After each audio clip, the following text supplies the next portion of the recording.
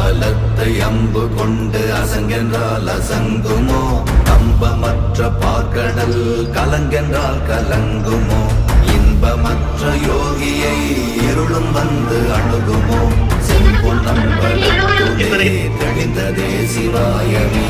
ஓம் நமச்சிவாய ஓம் ஓம் நமச்சிவாய ஓம் நமச்சிவாய ஓம் ஓம் நமச்சிவாய ஓம் நமச்சிவாய ஓம் ஓம் நமச்சிவாய ஓம் நமச்சிவாய ஓம் ஓம் நமச்சிவாய. அப்பெனும் எழுத்தினால் அகண்டம் ஏழுமாகினாய், உப்பெனும் எழுத்தினால் உருத்தரித்து நின்றனை, மப்பெனும் எழுத்தினால் மயங்கினார்கள் வையகம்.